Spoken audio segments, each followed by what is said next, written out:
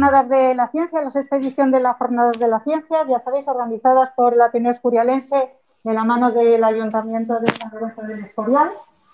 Aprovechamos la ocasión para agradecer al Ayuntamiento y en particular a la Concejalía de Cultura y de Educación y más en particular todavía a los que están aquí que nos apoyan continuamente, hoy representados por José, agradecerles toda la colaboración que nos hacen y, por supuesto, recordaros que está terminantemente prohibido quitarse mascarillas. Por favor, tápate, si no te importa, ¿sí?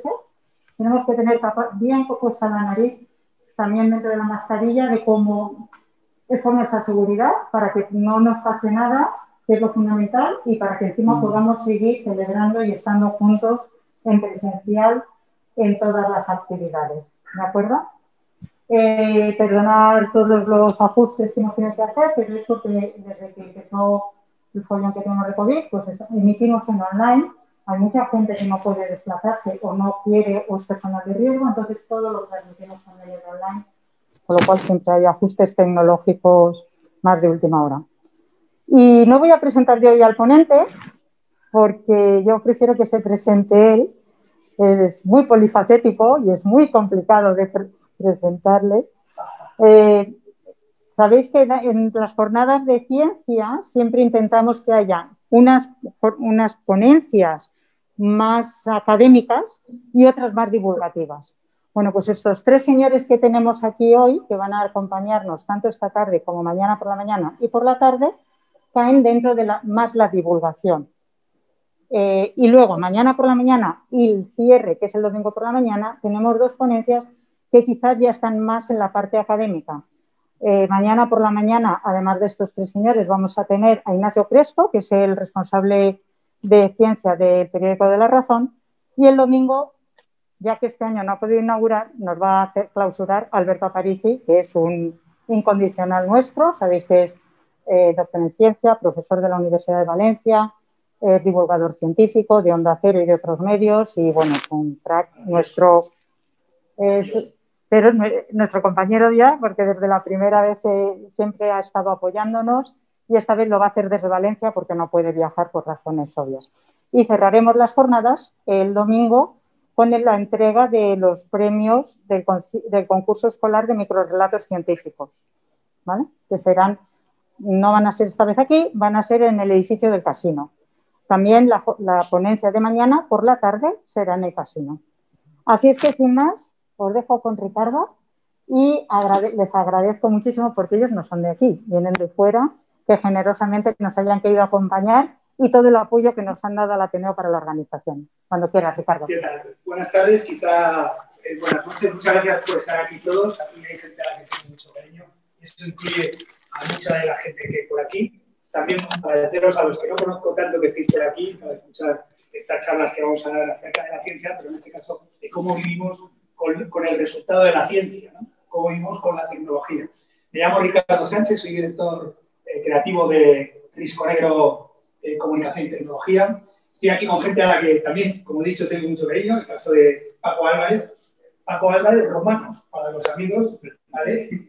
Y Pablo, que tiene un canal de comunicación que está viendo ahora, un canal de radio, Pablo Moreira, y bueno, que próximamente lo escucharemos cada vez más a menudo, no solo a través de los podcasts, sino probablemente a través de las ondas, porque está concertando con diversas gentes acuerdos para ser escuchado cada día más. Él se dedica más al tema del misterio, a la divulgación en general, y Paco, en estos últimos años se dedica mucho al tema de la historia romana. Mañana nos contará algunas cosas especiales muy interesantes.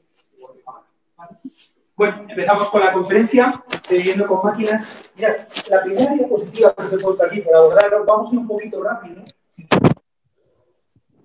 porque primero, son muchas diapositivas, y segundo, quiero que haya un espacio de tiempo para que podamos debatir. Entonces, primero hablaré todo lo rápido que pueda ser entendible para poder abordar los temas que nos ocupan, que son muy familiares cuando los veáis, ¿vale?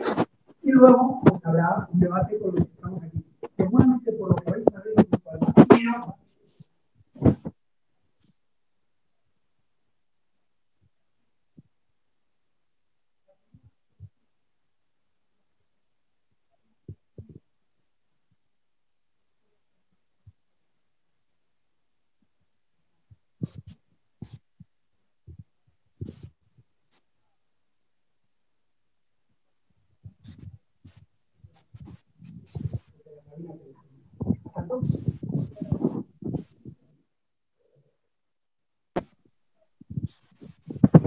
para que nosotros pudiéramos contactar con nuestros familiares y no éramos de otra manera localizables. Simplemente llamábamos desde un pueblo y decíamos, mamá, aquí estoy, ¿vale?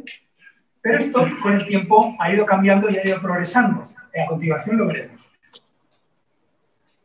A ver. Perdona. Esto es cosa de la técnica, ¿no? Estamos diciendo. Bueno. Vamos a ver un momentito.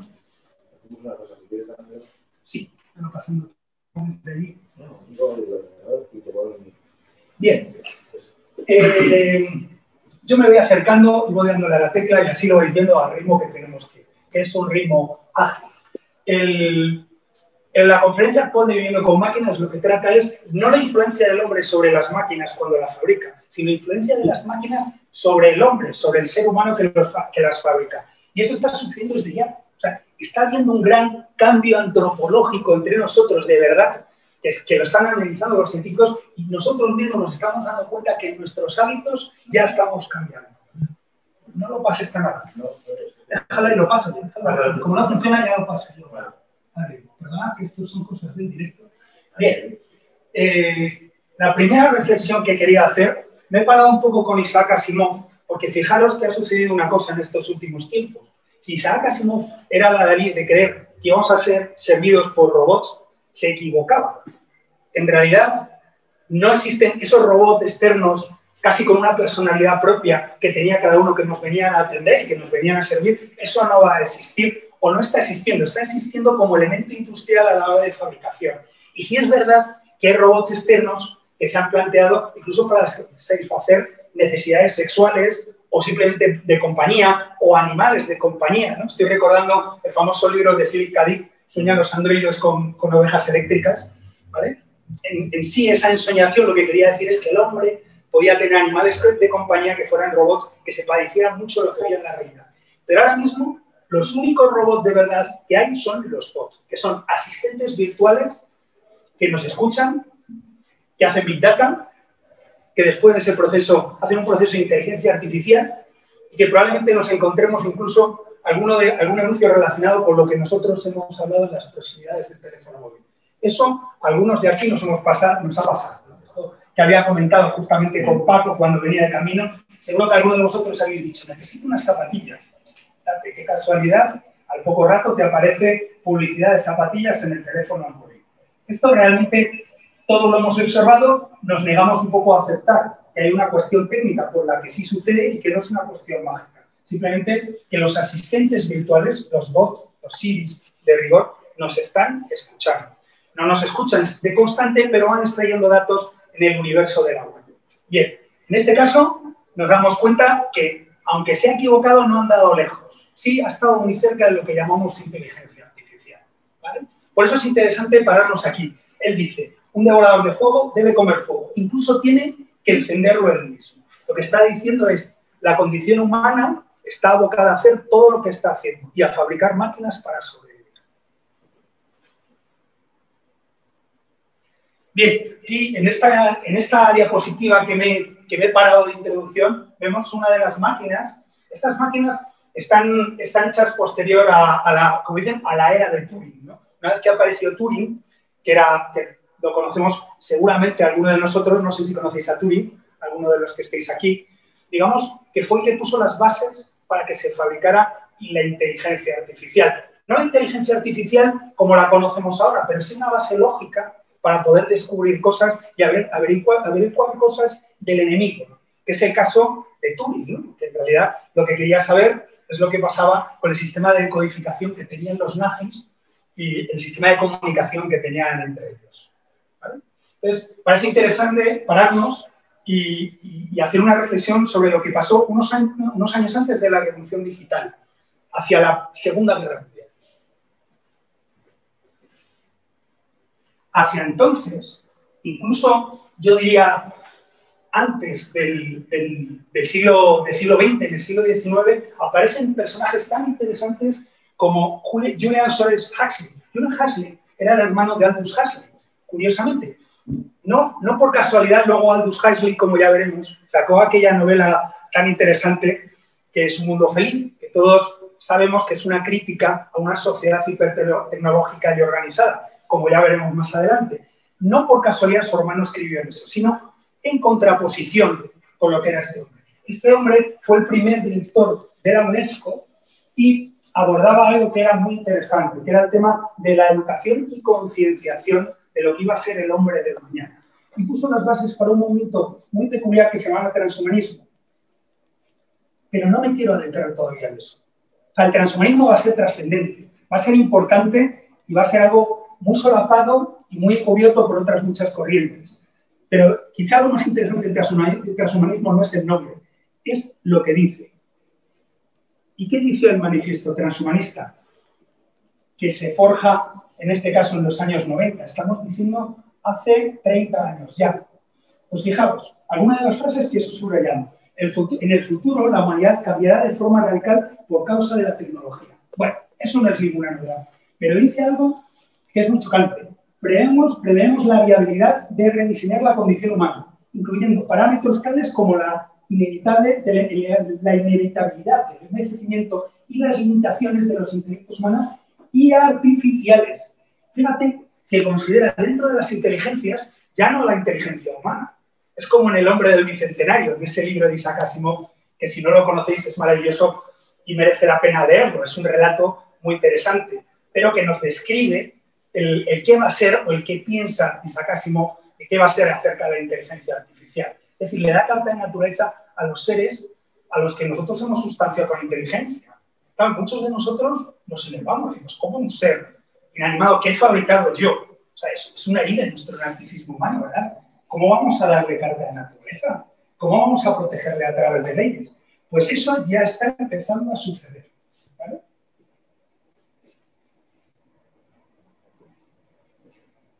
Fijaos, de cara al futuro es obligatorio tener en cuenta la posibilidad de un progreso tecnológico drástico. Ya estamos inmersos en él. Ya estamos en pleno progreso tecnológico. No el de los años 90, que ya utilizamos ordenador, el de ahora. El de ahora está cambiando nuestros hábitos. Antes gastaba la broma, desde una cabina telefónica llamo a mi madre. Ahora le llamo todos los días, no cada 10 días. ¿Qué va? 3 veces al día si hace falta. O a esa persona a la que quieres, a tu amigo, a tu primo, quien sea, le llamas varias veces al día porque tienes esa posibilidad. Y dicen muchas más cosas que nos interesan. Un orden social en que las decisiones serían puestas, que pueden llevarse a cabo, serán puestas a debate en la propia sociedad y en foros científicos interesados. Fijaos por dónde va la cosa. Nos empieza a sonar, ¿no?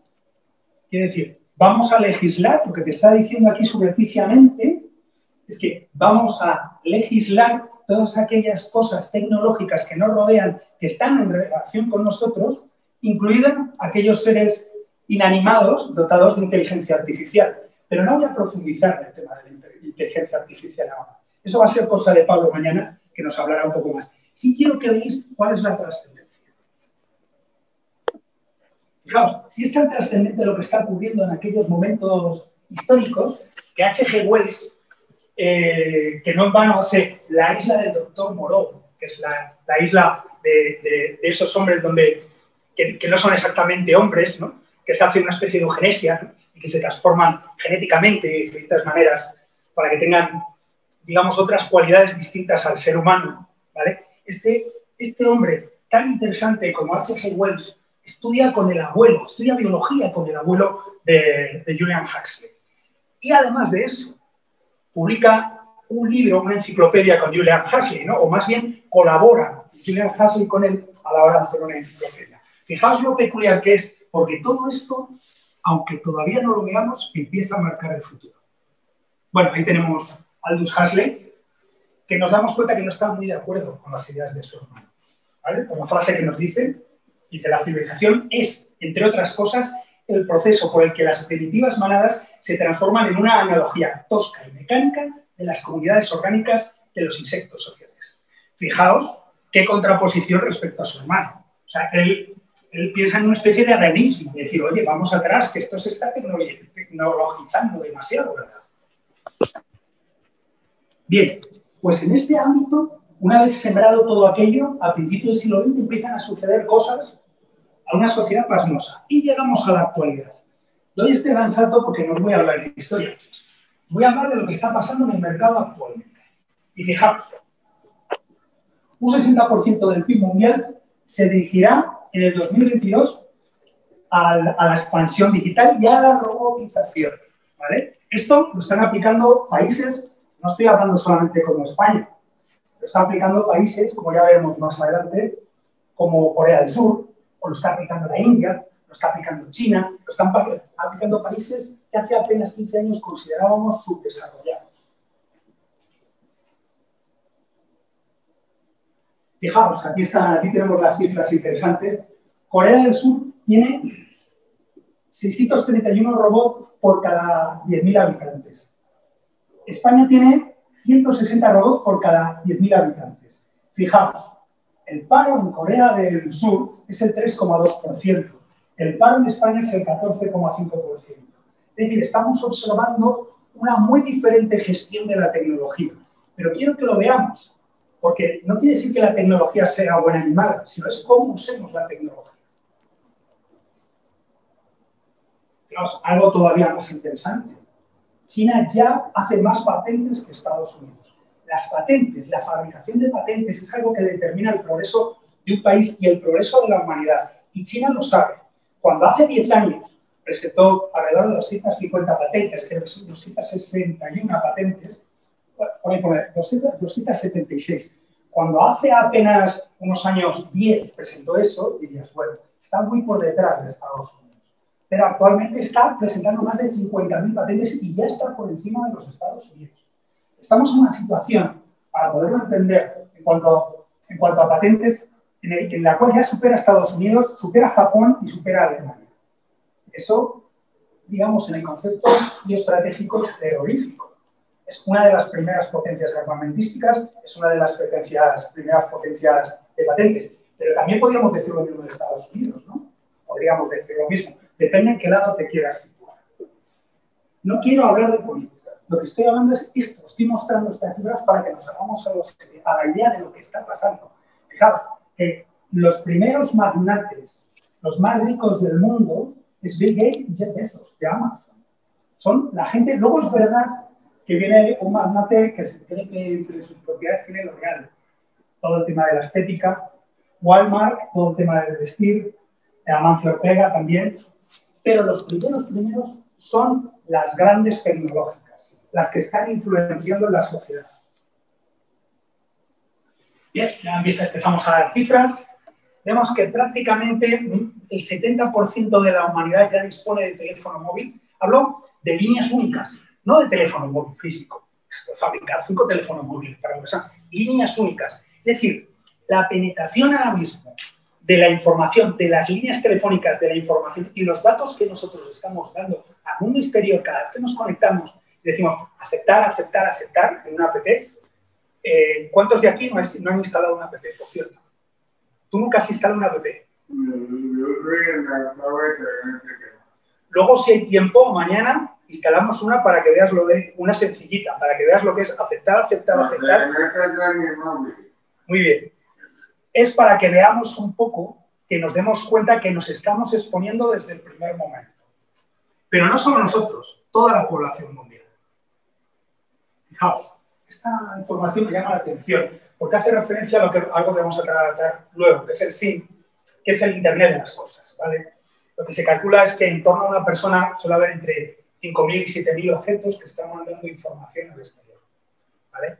En la actualidad debe haber unos 25.000 millones, algunos los compartimos, ¿no? Unos 25.000 millones de objetos que están mandando información a diferentes servidores a lo largo y a lo ancho del mundo. Eso quiere decir que los objetos que conviven con nosotros están dando información de dónde nos movemos, cómo limpiamos la casa, ¿vale? En el caso de esas aspiradoras que tenemos, cómo lavamos, cómo encendemos y cuándo el frigorífico, el microondas. Son datos y más datos susceptibles de Big Data. En ese entorno, voy un poquito más rápido, en ese entorno, fijaos, hay una guerra fría actualmente. Quiero pararme aquí a hacer una referencia al coronavirus. Fijaos, es curiosísimo. En plena guerra comercial entre Estados Unidos y China, surge un virus que lo cambia todo. La verdad es que es escalofriante. te das cuenta que en un momento crítico económicamente y también de la geoestrategia y de la seguridad internacional aparece un virus que de repente nos ataca y afecta muchísimo al PIB, en este caso de Europa, también al de Estados Unidos. Bien, en esa situación, en esa Guerra Fría, las naciones emergentes, como China, como la India, empiezan a querer tomar sus propias, como Irán, empiezan a querer tomar sus propias decisiones. ¿Por qué tienen que estar en manos de grandes gerifantes estadounidenses? Entonces, ellos deciden hacer una especie de muralla para proteger su sociedad de la información. ¿Y cómo lo protege? Pues creando nuevas apps, pero también en un momento dado haciendo apagones a la sociedad. Os cuento el caso de Cachemira. Cachemira estuvo prácticamente un año sin tener internet, simplemente porque la gente había salido a la calle a manifestarse porque el precio de los carburantes había subido. Consecuentemente, el gobierno indio cortó todas las... O sea, dio el interruptor de apagar y dijo, solo se pueden ver 100 páginas, las que queremos nosotros. El resto no las vais a ver. Ese apagón puede hacerlo cualquier gobierno hoy en día. Afortunadamente, los gobiernos europeos no lo están haciendo, pero hemos visto que ese apagón ha sucedido en Pakistán, ha sucedido en la India. Fijaos, Nicaragua, Costa de Marfil, Sierra Leona, Togo, Nigeria, Sudán, Siria, Turquía, los que se decían europeos, Yemen, Etiopía. Es verdad que dirías, bueno, es que son todos países del tercer mundo, pero es que estamos hablando de Rusia, que es una de las mayores potencias militares mundiales y tecnológicas también. Y además es una potencia más que emergente. Estamos hablando también de Filipinas. Bien, en ese ámbito, sin entrar a hablar de coronavirus, fijaos el tipo de leyes que sacan los propios gobiernos europeos, en este caso el español. Cito porque si alguien lo está viendo por Zoom, si no, no va a quedar claro. El gobierno podrá intervenir en redes sociales y telecomunicaciones si amenazan la seguridad nacional. Esta facultad excepcional y transitoria podrá afectar a cualquier infraestructura, recurso asociado o elemento o a nivel de la red y servicios, etcétera, etcétera. Y así lo señala el texto del Real Decreto que emiten ellos, que es el 14/2019, del 31 de octubre. ¿Veis? Ya no solamente lo está haciendo China, ya no solamente lo están haciendo naciones tercermundistas. Cuando hay una situación de crisis, sin entrar en política, cuando hay una situación de crisis, los gobiernos se asustan y dicen, vamos a hacer este tipo de leyes, vamos a intervenir. Vale, y en ese ámbito hay una especie de balcanización de Internet. Y se genera una especie de modelo soberanista. ¿Vale? El modelo soberanista es decir, yo soy dueño de mi ámbito y hago mis propias leyes. Y ahí tenemos a Rusia declarando su independencia con su ley de soberanía digital. Así de claro. Y a China, que no solo te dice el presidente Xi Jinping, deberíamos respetar el derecho de cada país a gobernar su propio ciberespacio. No solo eso. Desde hace ya más de 15 años se está generando apps como Alibaba, Tencent, WeChat, es decir, TikTok, que hablábamos antes, ¿vale? Que están cuajando en la población y que su propia población está sustituyendo y confrontándolas con las apps occidentales. Bueno, también ejerce la censura, como ya sabemos. En este caso no le sale muy bien, porque nos enteramos todos de que este hombre realmente estaba denunciando la existencia de un virus peligroso. Finalmente murió de manera sospechosa en el hospital. Bien. Esta guerra digital, contada así un poco rápido, genera una especie de guerra fría internacional, pero básicamente en las dos naciones. Fíjate, uno de los gerifantes de Google ya nos avisa. Si hace 10 años las 10 redes sociales principales eran del mundo occidental, ahora 6 de cada 10 pertenecen al mundo asiático. Eso significa que el pueblo se está desplazando hacia allá. A ver, no es una cuestión de posicionarse, es de entender el mercado. ¿Hacia dónde se desplaza el mercado? Hacia el mundo asiático. ¿Por qué? Es un mercado emergente por razones económicas, pero también por razones demográficas. Bien, ahí tienen una comparativa. Veis que en valores de facturación todavía no les llegan, pero ya están creciendo. Estamos hablando de una sola nación, ¿eh? Es verdad que la comparativa sale ganando Estados Unidos, pero esa guerra ya está. Y seguro que alguno de aquí podemos tener un Huawei, si no nosotros, algún amigo nuestro. O está Oppo, como hablaba antes.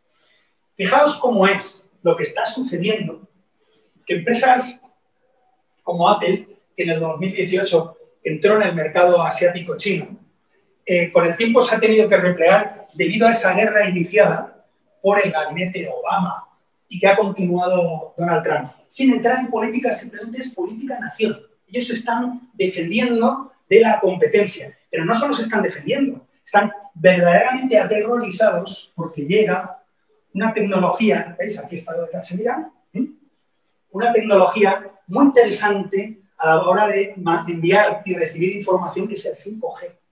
5G es una tecnología que nos permite, como veremos, bueno, aquí tenemos a Irán, que es capaz de cargarse 35.000 ordenadores en una noche, así. O a lo mejor no en una noche, en una semana, pero así hackean.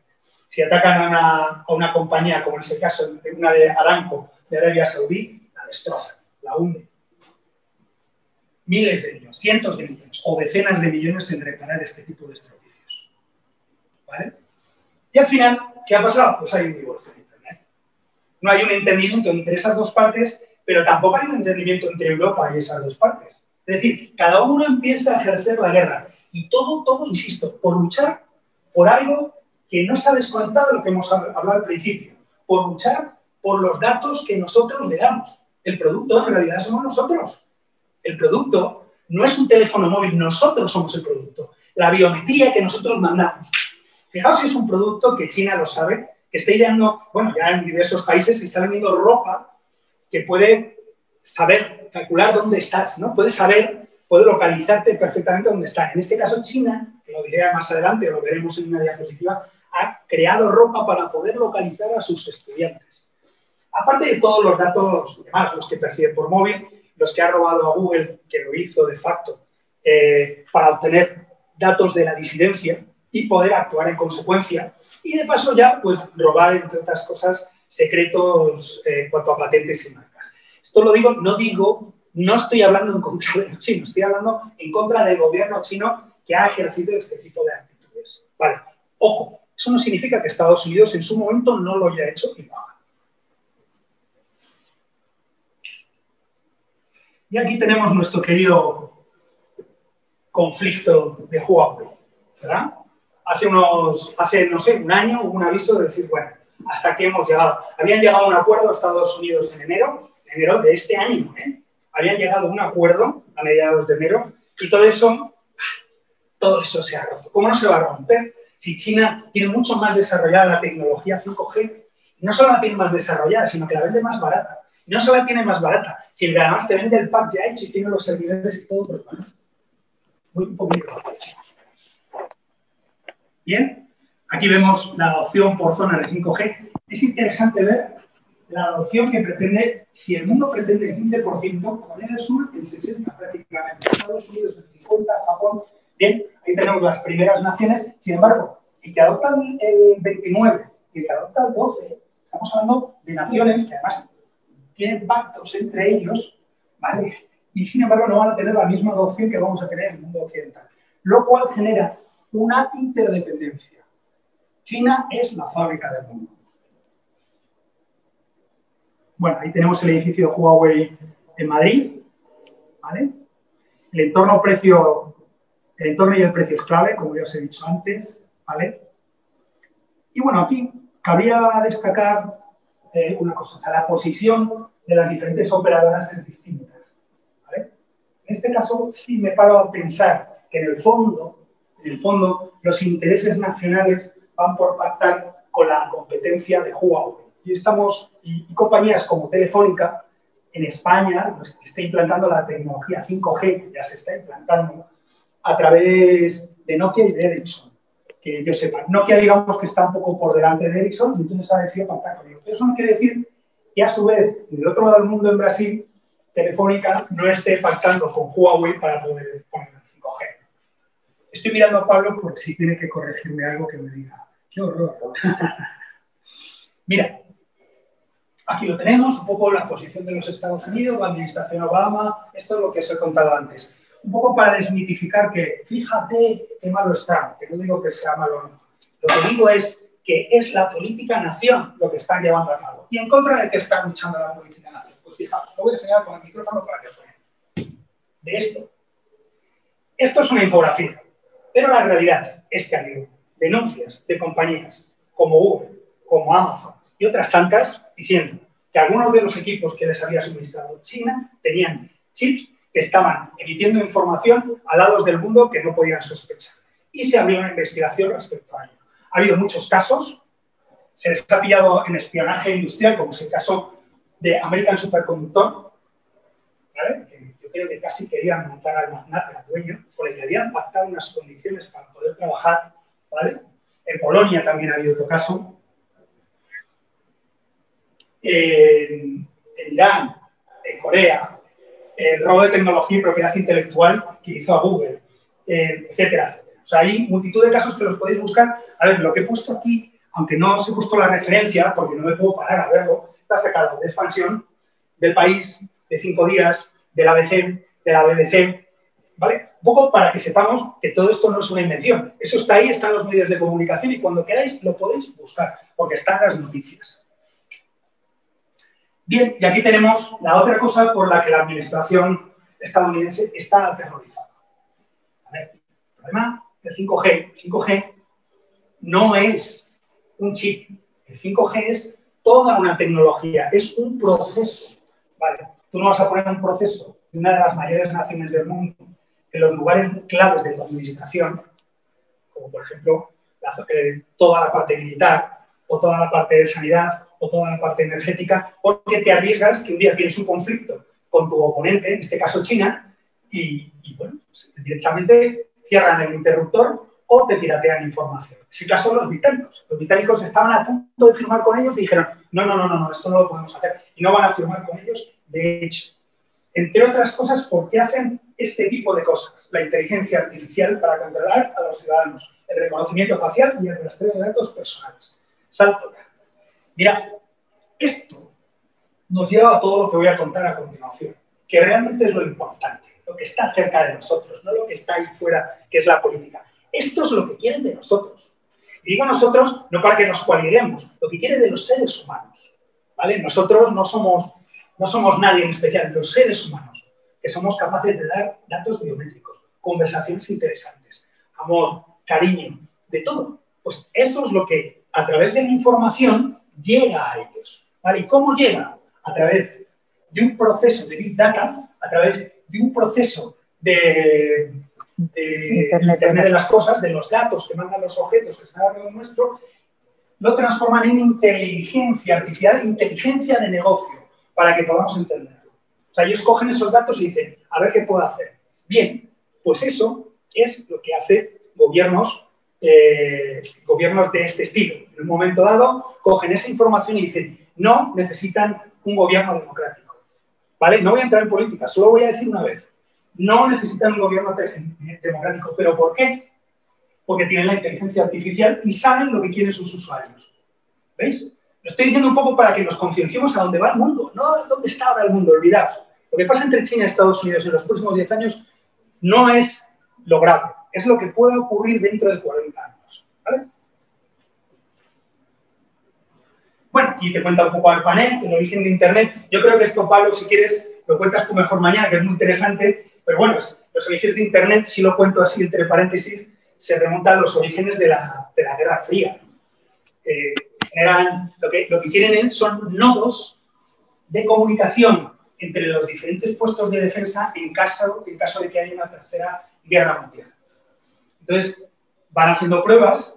De hecho, yo creo que la primera palabra que logran enviarse entre una red interna es la palabra login. No lo van a mandar entera, mandan login, se lo dejaron por el camino. Pero eso fue lo primero que se dijo en una web, en una red, para entendernos. Bueno, y ahí vemos la noticia.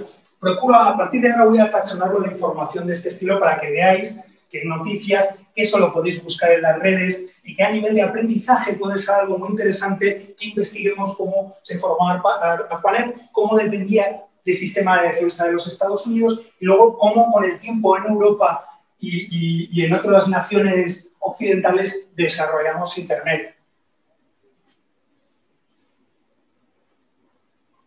Mira, esta cifra me parece muy interesante. Este dato ya es antiguo, pero fíjate lo que están diciendo. El número de sitios web asciende en la actualidad a 1.000 millones. ¿Qué significa eso? Pues que por cada 6 personas o 7 hay ya una página web. Ya estáis tardando, ¿eh? Tiene que haber llegado a las 7.000 millones. Y se está desarrollando la información a una velocidad alucinante. Voy a utilizar alucinante, que es un vulgarismo, pero pasmosa, si queréis. Bien, y a cada minuto se crean 600 páginas web en todo el mundo. Es probable que en la actualidad, como este dato es de 2007, y ha habido tal revolución solamente en 3 años, a lo mejor no son 600, a lo mejor son 1000 páginas web por minuto. Así de fácil, así de fácil. Porque muchas de las personas que vosotros conocéis, que hace 3 años no sabían hacer una página web, han dicho, voy a hacer mi primer WordPress. Voy a hacer mi primer WordPress. Pues sí, eso es lo que pasa. Ya nos suena a todos. Por ejemplo, tú has hecho, Pablo, tu página web hace poco. Tú, digo tú, si no me está viendo nadie, pero bueno, Paco, tú harás la tuya próximamente y así todos tendremos nuestra página web. Bien, estos datos son interesantillos relacionados con lo otro que estábamos comentando. Fijaos bien cómo evoluciona. Si en el 2017 Huawei estaba en la tercera, por detrás de los dos Galaxy, los dos modelos de Galaxy, fijaos cómo después de las restricciones que han puesto a China, cómo retrocede y se pone en este lugar. Es verdad que el interés del gobierno chino es muy consistente, así que nos ha metido por aquí entre medias el Oppo A96. A9, perdón. ¿Vale? Parece interesante, ¿no? Y esto es lo que está sucediendo prácticamente a datos de 2019. Ahí tenemos más datos. ¿Veis? Todo es muy real. Yo os digo que es todo muy real porque lo que vamos a ver luego, voy a darme prisa, lo que vamos a ver luego es un poco, dices, joder, está todo cachonadito, está sucediendo. Los sistemas operativos más utilizados, fijaos, todavía tenemos el primero a Windows, tanto que nos hemos quejado, casi el 80% del mercado es Windows. Seguido muy de lejos por el sistema OS. Y bien, aquí tenemos algo muy interesante y es que lo que más datos chupa, fíjate, nos lo ven a contar nosotros, son los vídeos. Hombre, eso ya lo sabíamos. Pero sí es interesante saber, desde el punto de vista del marketing, que somos multiplataforma, ¿vale? Somos multiplataforma. La información que enviamos y recibimos lo hacemos a través del móvil, de la tablet, de todo lo que podamos, ¿vale? Y recibimos información por el móvil a la vez que estamos viendo la televisión. Un día os daré una charla sobre publicidad. Es muy interesante ver cómo el individuo actúa e interactúa con su teléfono móvil a la vez con la tablet, con el sobremesa y con la televisión puesta. Que es algo que quien tiene hijos jóvenes pues lo está viviendo en casa. Y bueno, siguen dando más datos. Ya veis que llegamos a 4.388 de actividad en enero de 2019. Y vamos corriendo un poco a ver todos estos aspectos que queríamos ver. En realidad, ¿qué es lo que quieren ellos? Ya lo hemos dicho antes. Quieren nuestros datos. Ellos, no es que sean malos ni buenos, son empresas. Son empresas que viven de esto y tienen todo el derecho a existir y que es necesario que existan. ¿Qué haríamos sin WhatsApp? Seguro que alguno de los que está aquí, su mujer ya le ha mandado un WhatsApp para decir, oye, no, que no se enrolle mucho, tío, que tengo que ir a casa. ¿Sabes? Quiero decir, el WhatsApp es algo importante, pero no deja de ser peculiar que cuando vas a instalar ciertas apps, como es una linterna, te pide acceder a la identidad, acceder a contactos, acceder a la ubicación, acceder al teléfono, acceder a las fotos multimedia, acceder a la cámara, acceder a la información sobre la wifi, acceder. Eso es todo lo que te está pidiendo la mayoría de las apps. Tú instalas cualquier app y te pide acceder por lo menos 5, 6, 7, 8 cosas. Fácilmente, ¿eh? Y eso es lo que hacemos cuando decimos aceptar. Necesito una linterna, por amor de Dios. Y se quedan con esos datos. Y de eso viven, efectivamente. El problema no es cuando lo tienen ellos, insisto. ¿Vale? Bueno, aquí tenemos un poco unas nociones básicas de Big Data, para que se nos queden. Fijaos que Big Data lo que busca es un proceso. Big Data no es una máquina. Es un proceso con varios servidores, los cuales se consideran el volumen, la velocidad y la variedad de los datos. ¿Vale? Vamos a ver. Y bueno, aquí te va dando unos cuantos datos más. No quiero profundizar mucho en ello porque lo que me interesa es lo que va a venir ahora. En un mundo como el que estamos, ¿vale? Hay cosas felices de ver. Os voy a poner un momentito este vídeo para que veáis lo que venía hasta hace poco haciendo Amazon Go. Lo voy a poner de forma... No lo voy a ver entero, pero para que veáis cómo se utiliza el Big Data y cómo yo creo que nos va a interesar a todos y es gracioso. No se oye... ¿Se puede oír el sonido de esto? No se oye, ¿verdad? Bueno, os lo pongo y os lo explico rápido. Simplemente es para que veáis.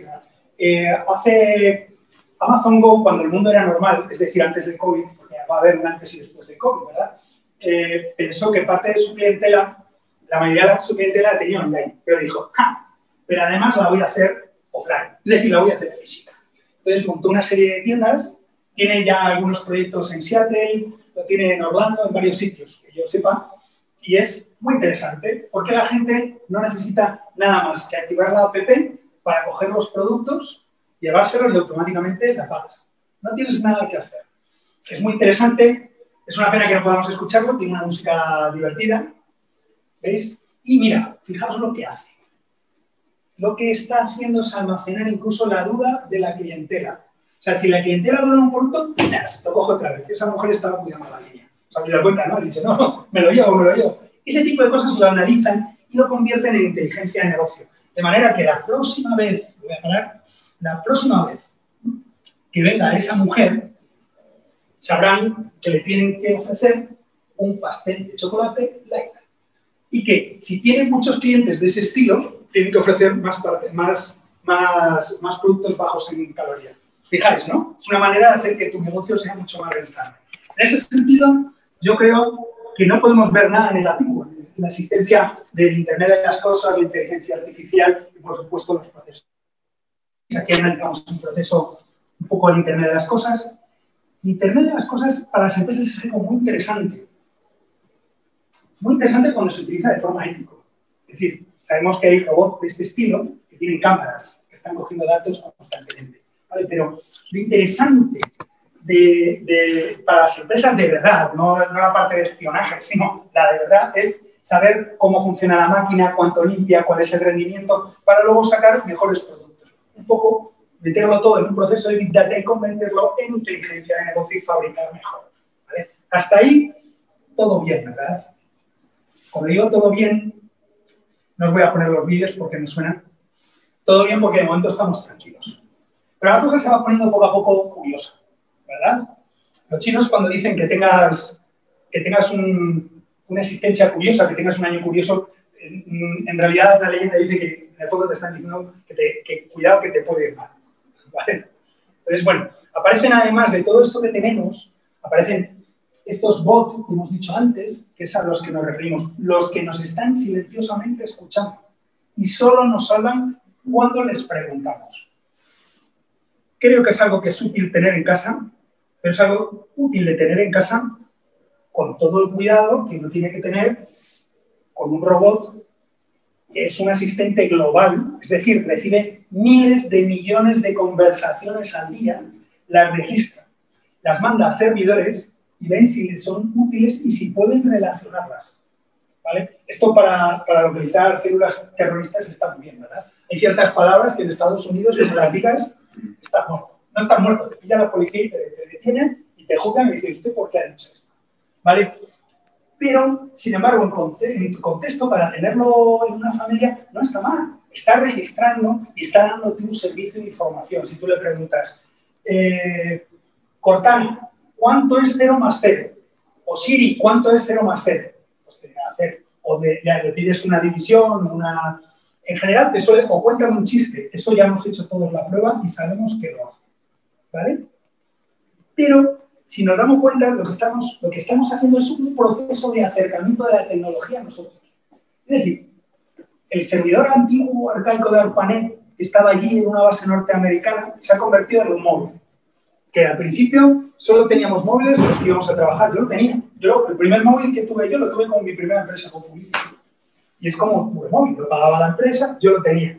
Pero de ahí ya me lo llevaba a casa. Es decir, he comprado un asistente virtual al que le pregunto cosas y que tengo a Iván, a Marc, el chiquitín de 7 años, le tengo súper entretenido. Pues fíjate, no solo tengo eso, es tal no la inclusión, sino la inmersión que estamos haciendo en el sentido de sumergirnos dentro de la tecnología, que como todos sabemos estamos inmersos en las redes sociales. Y estamos inmersos así. No hace falta que os dé las cifras porque sabemos que una cosa que le está haciendo mucho daño al libro son las más de 80 lecturas diarias que hacemos de WhatsApp. Es decir, ya no vamos en el metro leyendo el periódico. Ya no vamos, o sí, pero leyéndolo en el móvil en todo caso. Pero ya no vamos leyendo un libro con toda facilidad, o sí, pero lo vamos leyendo en el móvil. Y el móvil está registrando lo que estamos leyendo, ¿no? Bueno, ahí en Internet sucede todo, sucede bullying, sucede todo. Hay una parte que sí quiero detenerme a deciros, ¿vale? Y es, fijaos si es interesante todo el de Internet. Y estamos hablando ahora de Internet profundo, solo accesible a través de determinados navegadores. El más conocido creo que es Tor, ¿verdad? Quien lo fabrica, yo creo que la US Navy, ¿no? Lo que es la Armada estadounidense, lo fabrica y lo desarrolla precisamente para acceder a otros tipos de peligro que no están visibles. Es verdad que no podemos decir que en el Internet profundo todo es prostitución, debacle, tráfico de armas, drogas. No. Hay muchos servidores de universidades y instituciones científicas que se comunican por el Internet profundo. Pero es cierto que tal como me dijeron a mí en un MBA que hice hace años y que luego verifiqué a través de Montoro, el 15% de la economía de un país, el 15% podía ser justamente eso, tráfico de armas. Te lo contaban en el máster, así por así, el tipo que estaba en el CAN, la Fundación del CAN, te lo contaba. Un directivo de Airbus, para que veáis, no digo el nombre. No, es que el 15% de la economía de un país perfectamente puede ser armas, prostitución y tráfico de personas. Y eso te lo encuentras en el Internet profundo. Al punto que si conocéis a un especialista informático, os dirá, en Internet lo que está triunfando y dando dinero ahora mismo de verdad es la pornografía. Hay gente que dice, sí, pero al 100%, a un 70%, no al 100%, a un 70%, ya es mucho. Bueno, no he querido dejar de poner ahí la Guardia Civil por ese contacto que tengo familiar, la Guardia Civil. Así que ya sabéis que lo que tenemos que hacer es actuar con ética y con legalidad. Pero fijaos, todos estos datos, todo esto que tenemos son susceptibles de inteligencia artificial. Y la inteligencia artificial es algo trascendente. Pero voy a saltar directamente a esta diapositiva para no entretenernos más. A ver, ha sucedido esta información yo creo que es de hace 3 años. Pusieron a relacionarse en una especie de experiencia de chatbot a 2 servidores de Facebook y se dieron cuenta que dándoles absolutamente libertad entre las máquinas generaban su propio idioma. Por supuesto aquello, bueno, eso es un error. No, estaban generando su propio idioma porque las máquinas estaban depurando el idioma para poderse entender entre ellas. Esto incluso a gente como Elon Musk llegó a asustarle y hubo una polémica entre el dueño de Facebook y Elon Musk, ¿no? Al punto que el dueño de Facebook dijo, bueno, no es para tanto, ¿no? Era solo un experimento. Pero fíjate, sucedió que de verdad 2 servidores estaban generando, es como si nosotros hablamos aquí con la I, decimos el refresque y secreti, solo nos entendemos nosotros, ¿no? Y damos nuestro propio lenguaje. Somos un grupo de servidores, ¿cuántos estamos aquí? 4 personas, 7, con nosotros 10 personas y damos nuestro propio lenguaje. Y empezamos a entendernos de una sola manera. Tuvieron que cortarlo, no podían continuar. Corrían el peligro que las máquinas tomaran sus propias decisiones. Eso nos lleva a pensar una cosa. Hay un proceso de virtualización. Hay un proceso de virtualización relacionado con las máquinas. Virtualización no significa que nos hacemos invisibles. Esa es una idea que tenemos en nuestra fantasía. No es verdad. No es como me tapo los ojos y no me ven. ¿Vale? La virtualización lo que significa es que la máquina cada día es más visible y tú eres cada día más invisible. Eso sí nos significa de alguna manera. ¿Vale? En el cual se están ideando y aquí viene el meollo de la cuestión, herramientas que cada vez están más cerca de nuestro cuerpo. Móviles, gafas, relojes, ropa. En este caso vamos a analizar lo que es la realidad aumentada. Con la realidad aumentada, si queréis os lo cuento, chicos. Bien. A ver, la realidad aumentada, yo he hecho algún proyecto para Naval de realidad aumentada. ¿Vale? Y es interesante. Lo que tú estás haciendo es superponer información aumentada sobre lo que tú estás viendo, bien a través del teléfono móvil o a través de unas gafas. Y puedes convertir de manera perfectamente un cartel que lo tienes anclado en algún lugar de Madrid, lo puedes convertir en una tienda virtual, teniendo la app.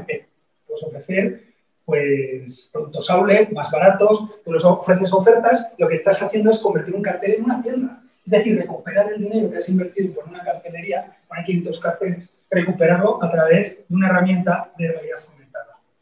No os voy a poner esto para no entretenernos, lo voy a poner al final, un vídeo de realidad aumentada, si podemos ponerlo con sonido, para que lo veáis. Al punto que se pueden hacer herramientas muy sofisticadas y muy interesantes.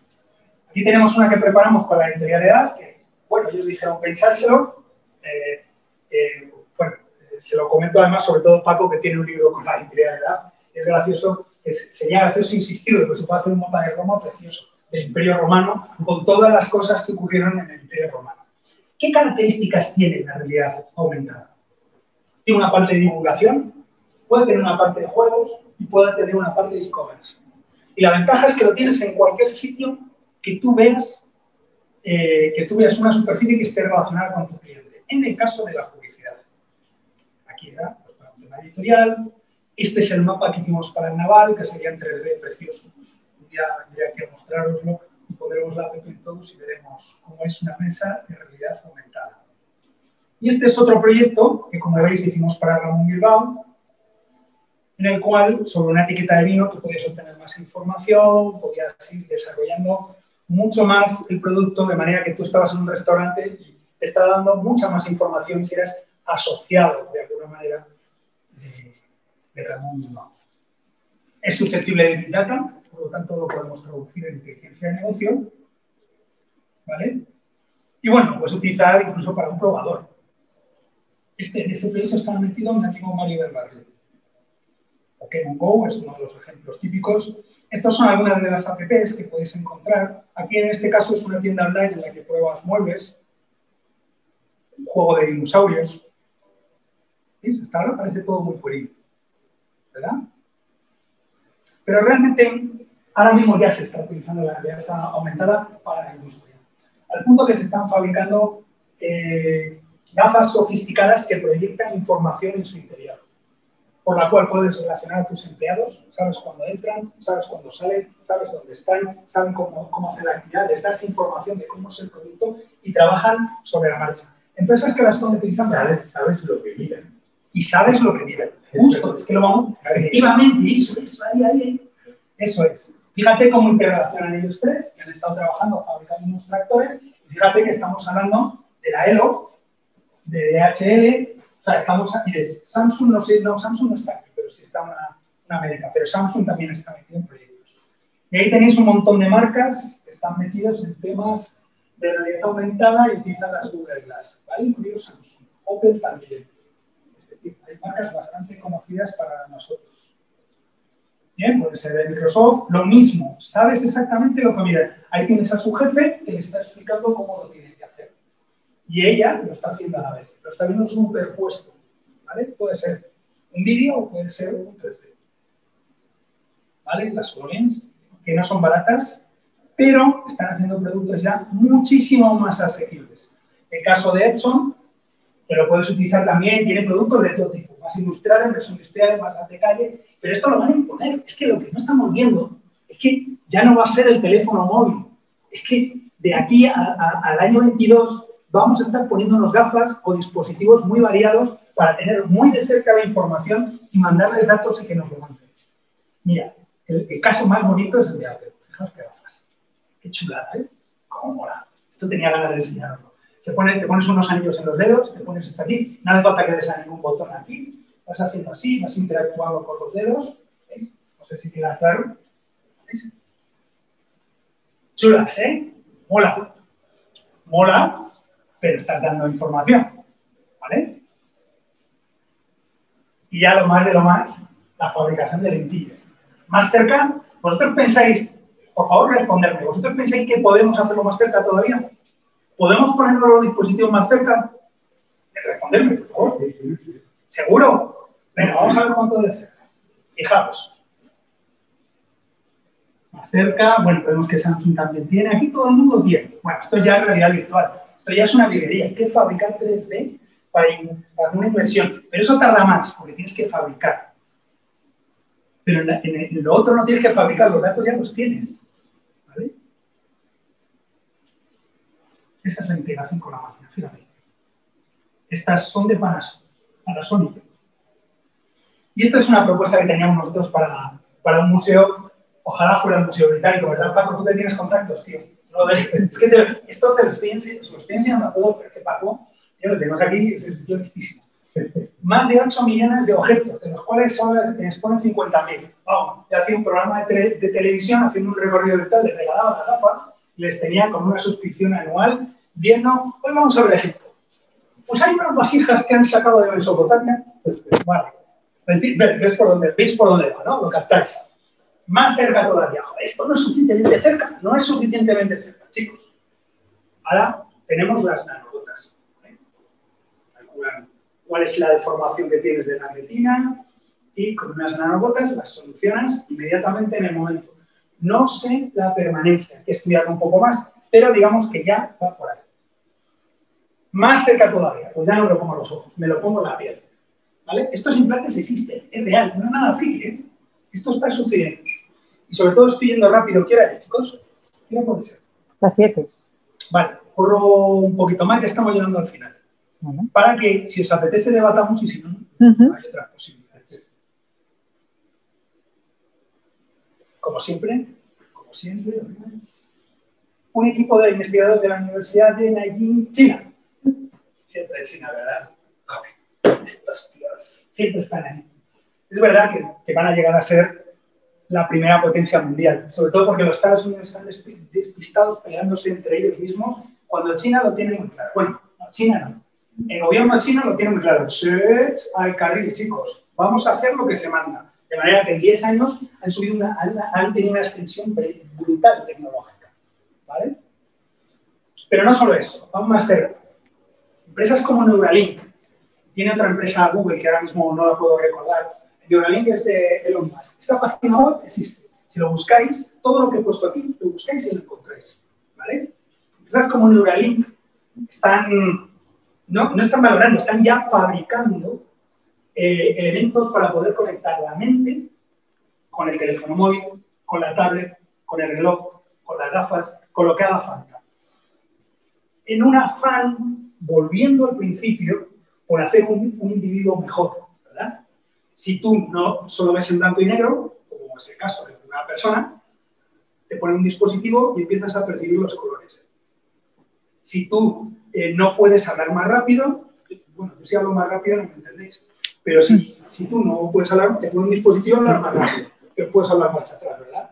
Un dispositivo que puedes hacer todo, aprendes hasta a cocinar, ¿verdad? Te pones ahí, voy a aprender a cocinar, toca Kung Fu, un poco como algunas películas que hemos visto. Bueno, pues eso es real. Entréis en la página real. Pero esto en concreto, esto es obra de Neuralink. Este era un tipo que se veía en blanco y negro, le dieron una solución de manera que emite una serie de ultrasonidos por los cuales él percibe los colores. Los interpreta como sonido, pero los interpreta, pasa de sonido a color. Y él es así. De hecho, él ha querido que sea así y en su pasaporte figura como hombre cyborg. Figura como cyborg. Una cosa curiosísima. Es el primer cyborg del planeta. Este es un cyborg ya. Tiene un implante cerebral que le conecta con el mundo exterior. Fijaos, qué cerca empezamos a estar de que sucedan cosas. Máquinas que se relacionan entre ellas y crean su propio idioma y personas que se conectan a los dispositivos que son susceptibles de toda la web, de toda la información de la web, para poder mejorar su vida o no. ¿Vale? Bueno, Aquí te cuenta un poquito más, pero no me quiero detener ahí porque quiero que, si queréis, debatamos. Fijaos. Y entonces ahora nos viene la duda moral, ¿verdad? Pues esto es ético, esto realmente está bien, ¿no? Entonces te das cuenta que dentro de este mundo que habíamos hablado al principio y ahora recuperamos la palabra del transhumanismo, te encuentras gente como Moravec, ¿no? Gente como Moravec, gente del entorno de Moravec, que una de las cosas que piensan es que aparte de poder hacer robots que se puedan mover adecuadamente, bueno, él habla de la paradoja de Moravec, que no os voy a hablar ahora qué es un poco súper interesante, ¿vale? Aparte de todo eso, es lo que pretende y lo que buscan muchos de este sector es, si ya tenemos el cerebro conectado, ¿por qué no vamos a volcar la información que hay en nuestra mente? Lo piensan de verdad. Estamos hablando de informáticos, de gente que trabaja en universidades. En este caso, la universidad está en Austria, pero hay universidades más conocidas, como es el caso de Harvard, como ya veremos. Al punto que esta gente piensa, llegará, y lo piensan de verdad, y quedaros con el término singularidad. Piensa que llegará el momento que la inteligencia artificial de segunda generación, que está ahora mismo online, adquirirá algún tipo de conciencia, un poco como le ha pasado a esas máquinas que empezaron a hablar entre ellas, de verdad, porque es una noticia cierta, ¿vale? Y ellos piensan que eso puede ser hacia el año, de verdad, hacia el 2045, y en el entorno de eso lo piensan de tal manera que empresas como Google y como la NASA han fundado una universidad que se llama Singularity University, ¿vale? La han fundado en Silicon Valley para promocionar este tipo de valores que estaban al principio, cuando empezamos la charla. Hace sentido que en una hora se puede hacer una progresión de tantas cosas. Fijaos, tanto es así que hay gente como José Luis Cordero, que yo le tengo en LinkedIn, por cierto, que se dedican a dar charlas de este estilo y que han fundado partidos políticos y todo para fomentar el transhumanismo, el uso de la tecnología y los bienes que pueden producir los robots para que la humanidad mejore. En realidad no están pensando mal, están pensando bien, están diciendo, vamos a hacer las cosas bien. Pero yo personalmente pienso que a lo mejor no han calculado bien las consecuencias. Fijaos, Raymond Kurzweil, este hombre que además no es cualquiera, aparece en Newsweek, pero además es uno de los ingenieros de Google, ¿vale? Promociona justamente este tipo de pensamiento, pero hasta tal punto que él es el que lidera, en este caso, la Universidad de la Singularidad. Es el que está en la cabeza, uno de los gerifantes, uno de los informáticos, el director de ingeniería de Google. Fijaos, tanto es así, para que veáis que no es una cosa free, y eso me ha ocurrido, que el SADE tiene máster y tiene programas con la Singularity University. Es alucinante, es así. Yo estoy deseando ir para enterarme de qué va eso. No sé a vosotros, ¿no os gustaría que viniera aquí un tío de esta universidad que dijera, mira, estamos locos, pero estamos haciendo esto?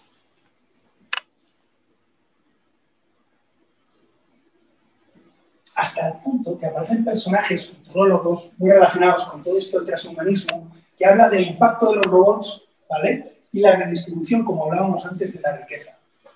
Y habla de la resurrección de la mente, en esos soportes digitales que hablamos. Estoy hablando de científicos, ¿vale? O sea, tiene una trascendencia, que esto sí que, a ti que te interesa esto, sí que da para un programa de radio de los larguísimos, de 5 horas, o de varios episodios, de 5 episodios. Bien, hasta tal punto que ellos piensan lo siguiente: si podemos conseguir la singularidad y, por tanto, la inmortalidad digital, lo piensan así, ¿eh? ¿Por qué no vamos a conseguir algo que tenemos mucho más cercano? La inmortalidad genética. Entonces, desde universidades, como decía antes, como Harvard, bueno, aquí tenemos Cryonics, que es una de las empresas de criogenización. Hombre, si consigue la inmortalidad genética, esto lo que van a hacer es resucitar, porque no tienen todavía el método científico adecuado, y esto es cierto, para llevarlo a cabo. Pero esta es una empresa que tiene bases en todo el mundo. Creo que en Valencia también tiene una base, y creo que en Andalucía tiene otra, ¿vale? Y que gente que se lo puede permitir se crioniza para cuando llegue el momento poder solucionar su enfermedad y le resuciten. Te cuestan unos 30.000 euros a los interesados, por 30.000 euros te congelan hasta el futuro. Muchos proyectos de realidad aumentada. Sí. Fijaos, tanto es así que en todo esto de la inmortalidad y de la mejora de las condiciones de la vejez está metido Google, como no, con su empresa Calico. Fijaos, si es que no tenemos escapatoria. Imaginemos que nos da un patatús esta noche y antes de morirnos se acerca un hombre vestido de negro y nos dice al oído: yo tengo la solución, no te mueras, que vamos. Y te dice: sí, ¿qué hay que hacer? ¿Qué hay que hacer? Claro que vamos a hacer. Todos vamos a vender el humo en toda nuestra alma a la tecnología. Si es por sobrevivir y vivir más tiempo. Claro que sí. El problema es si es ético o no es ético. Esa es la cuestión, ¿vale? Toda esta admiración por la prolongación de la vida surge ya en el siglo XIX. Fijaros, el hombre observa, los científicos observan el pino más longevo, que debe tener 4.713 años y que está vivo todavía. La almeja de Islandia, 507, casi suena a chiste pornográfico. El erizo de Mar Rojo, 200 años, tortuga era oriental, 138. Es decir, observa que la vida se prolonga durante mucho tiempo. ¿Y por qué yo no? Es lo que se preguntan, ¿no? Y desde el año, dice aquí, 2006, hay científicos que lo están estudiando. Pero fijaros, hay una científica española, María Blasco, que piensa que la longitud de los telómeros condiciona esa prolongación de la vida.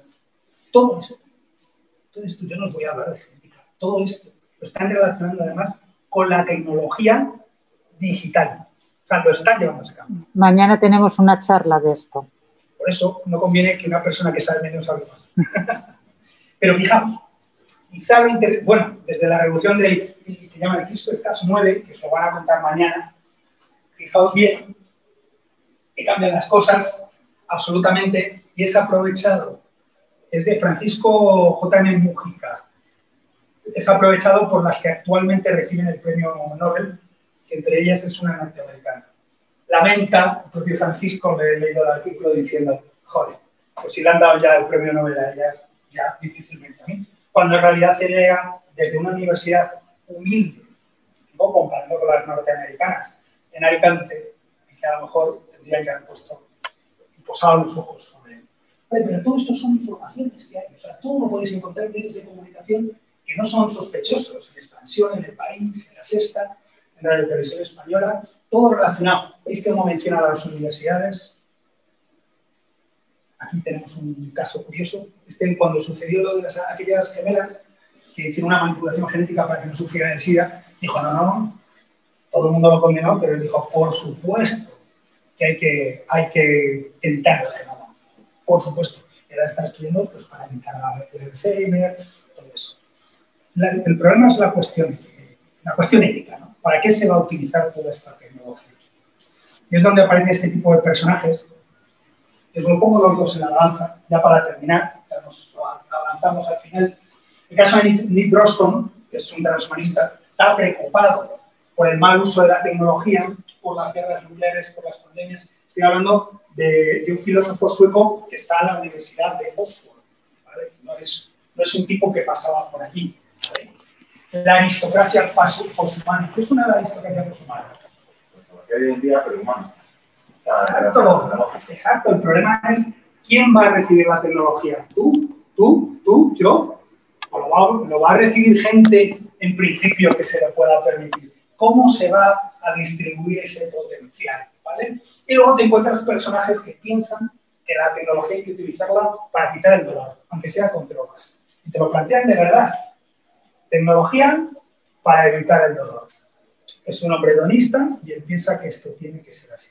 David Pearce. Yo personalmente pienso efectivamente lo que decían en esta conferencia telefónica, el humano es demasiado poshumano. Creo que el humano va a ser inevitable que evolucione, pero creo que de momento es bueno que mantengamos una barrera entre nuestro córtex cerebral e Internet, pero es una opinión muy personal. ¿Vale? Entiendo que hay gente que piense que hay que hacerlo, ¿eh? Muchos de nuestros hijos lo piensan. Y un poco la pregunta es la cuestión definitiva, ¿no? Si podremos desconectar, si podremos elegir, o si no hay retorno.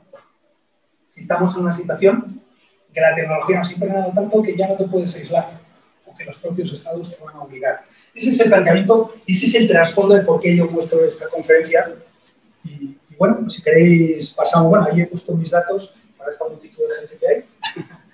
Y bueno, pues si queréis pasamos a debatir o tenéis alguna duda. La mayoría de los que estamos aquí nos conocemos, pero no tengáis corte de plantearlo. Bueno, sí, tenemos muchas dudas. Ricardo.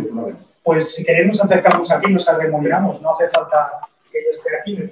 Bueno, en primer lugar, perdóname que ponga unas comillas a muchas de las cosas que has dicho, sí. Puesto que esa idea de los pensamientos, volcarlos en una máquina, es ciencia ficción. De momento es ciencia ficción, es verdad. Yo creo que el ser humano, su biología se parece mucho a la de nuestros ancestros, que igual que se hace un marcapasos, se hace un brazo biónico, y todo eso está muy bien, pero de ahí a hablar del transhumanismo me parece un atrevimiento, ¿verdad? Un atrevimiento además lleno de soberbia. Estoy de acuerdo contigo. Yo os lo estoy mostrando porque es algo que está ahí. Pero lo que sí que está ocurriendo ya, desafortunadamente, es que se cree antes a las máquinas que a las personas.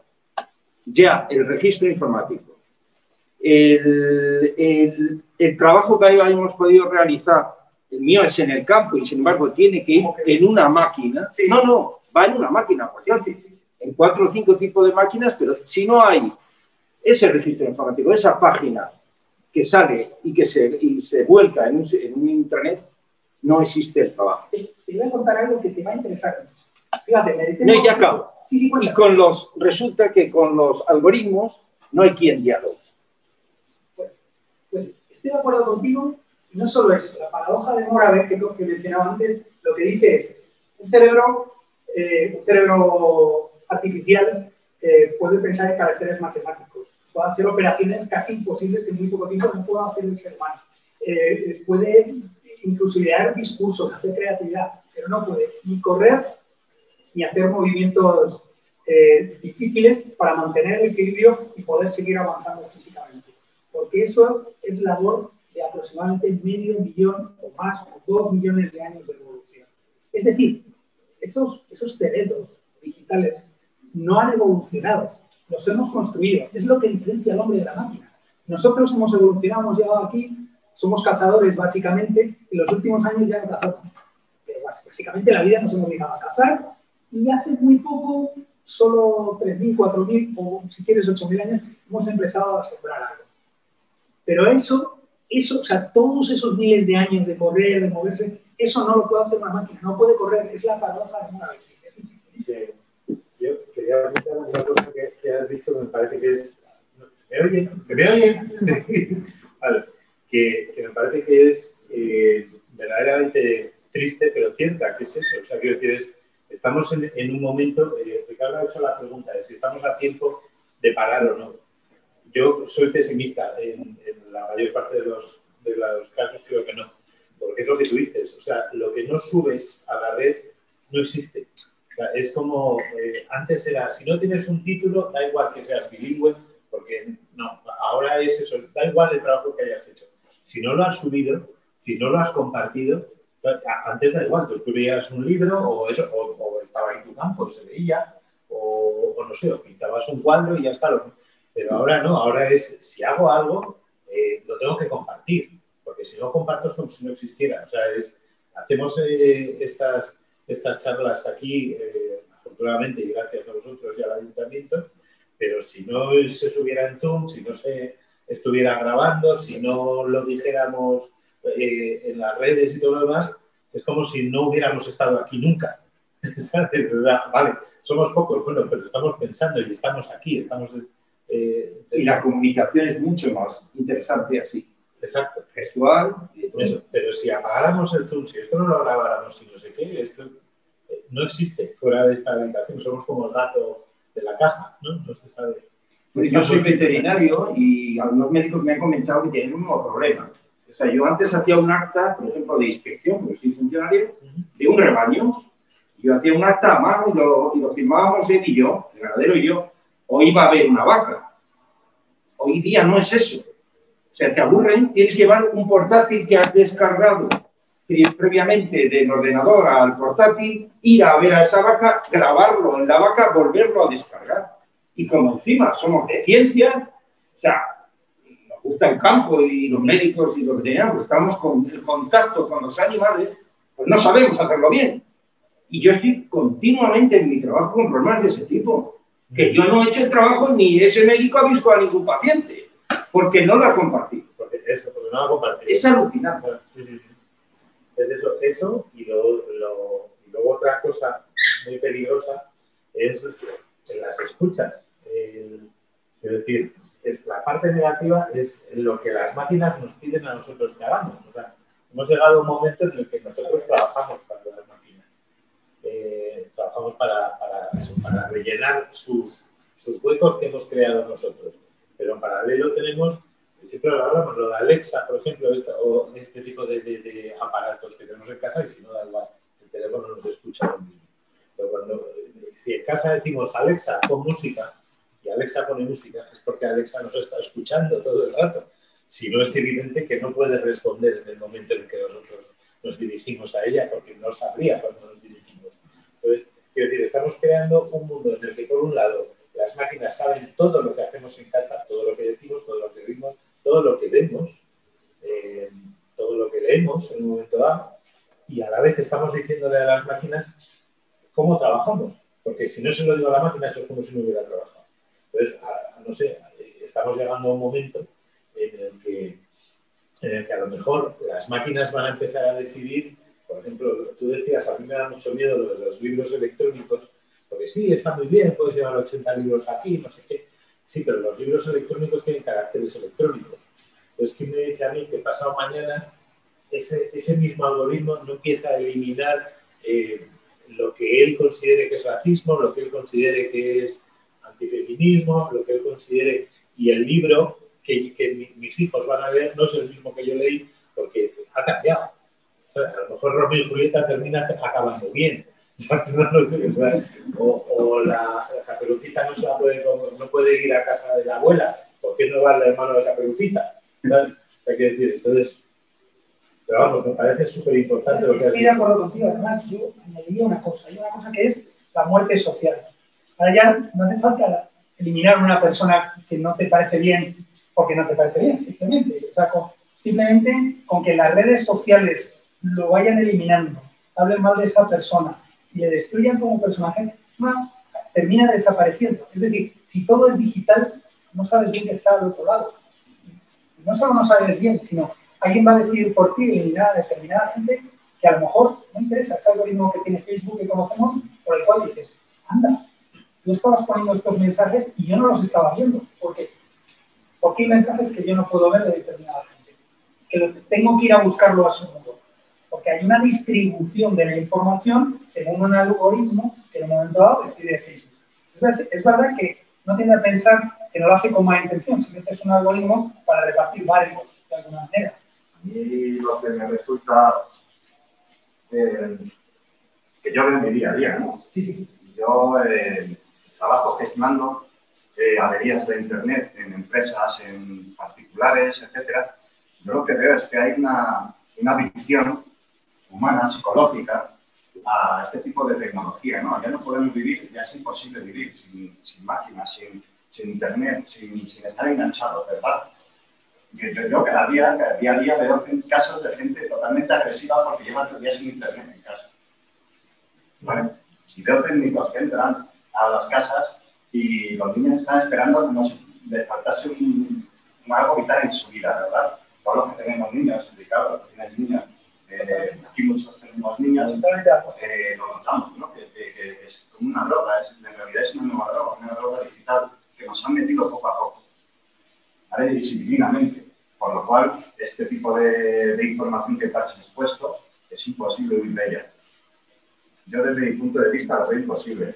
Hoy en día sin Internet, yo para mi trabajo, para todos los trabajos, como ha dicho el asistente aquí a la charla, ya depende de Internet. Es que yo, por ejemplo, yo si no justifico a mi cliente lo que yo he hecho en la avería o lo que han hecho mis técnicos, no existe. No me la dan por buena y no la cobro.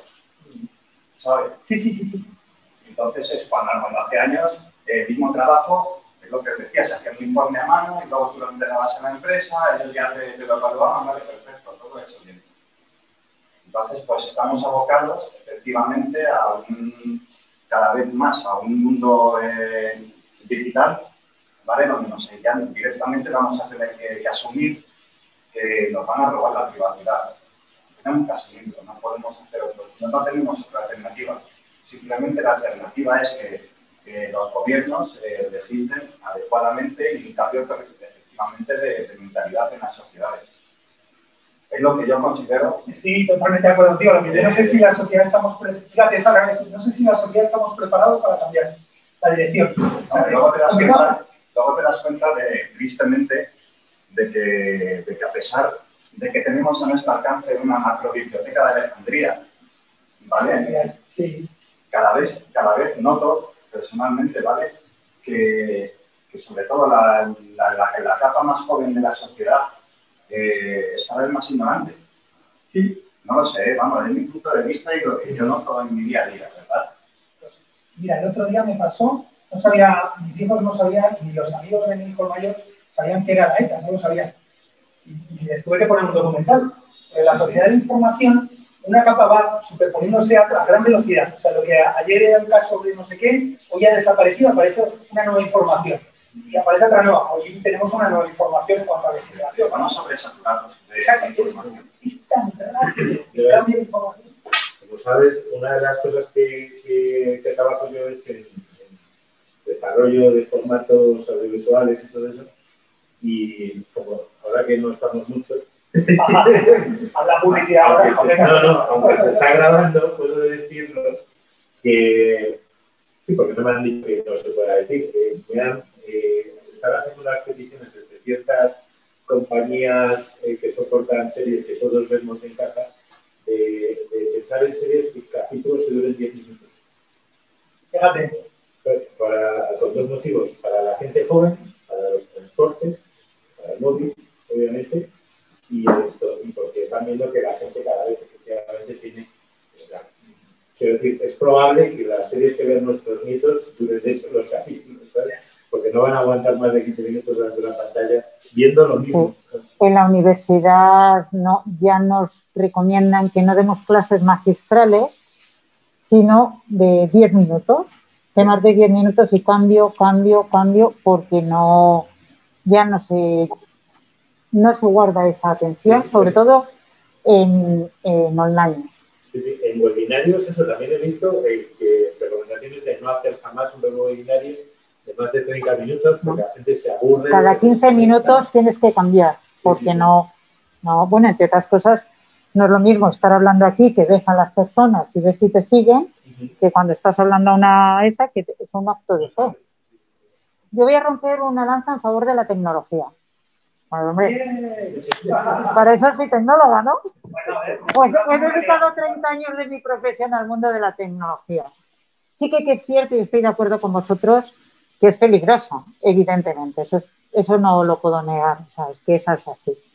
Pero también, y yo ahora que me dedico al mundo un poco más de la innovación, en el mundo biosanitario, los avances que tienen las personas por la tecnología, personas que no ven, y con unas gafas especiales pueden ver y pueden salir a la calle. Pero muchísimas cosas. Totalmente de acuerdo. Mira, hay una app, solamente un paréntesis, hay una app de realidad aumentada que tengo en mente, que ya lo hablaremos, para sordos. O sea, la posibilidad de que un sordo lleve unas gafas de realidad aumentada y vea las cosas subtituladas. Los chavales han hecho proyectos donde a través de un microchip que tú metes puedes medir directamente a las personas diabéticas.